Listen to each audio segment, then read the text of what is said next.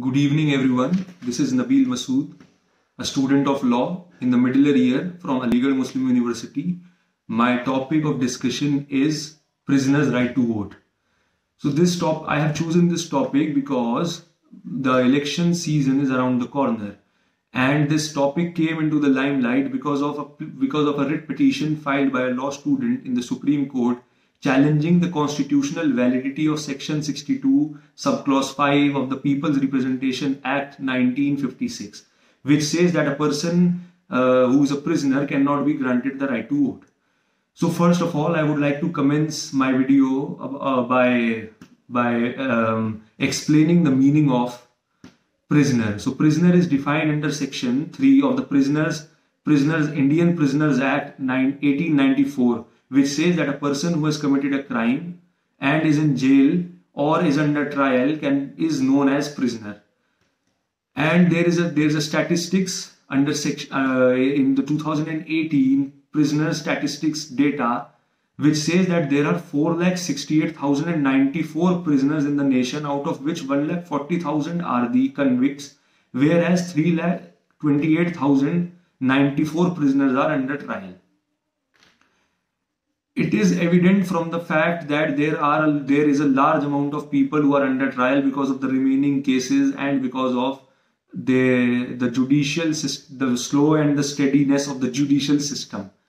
But the matter of the topic that I am here discussing is whether the right to vote should be challenged or not.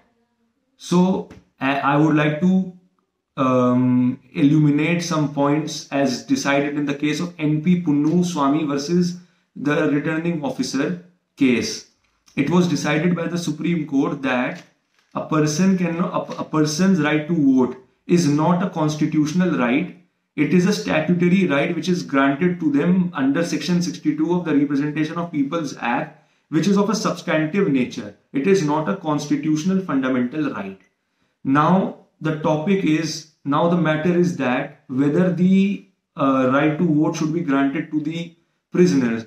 So Supreme Court in the ruling of ANKUL PRADHAN versus Union of India has made it clear that it does not violate that Section 62 subclause 5 of the People's Representation Act does not violate the fundamental rights of the people under Article 14 and 21. In the another case of PARAMVIR versus Election Commissioner, it was decided that it is very difficult for the government to allocate resources and to provide the prisoners to cast their vote. It is evident from the Supreme Court rulings that it is very difficult for the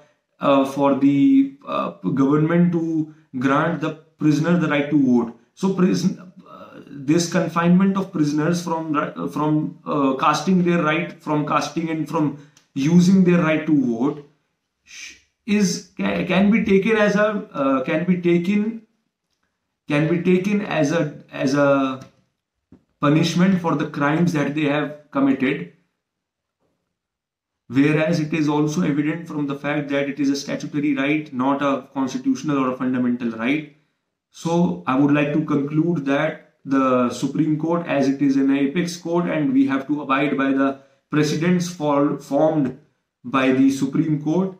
So I would like to conclude that whatever the Supreme Court has said, it is absolutely correct, because it will create a big chaos in the country if prisoners are granted the right to vote.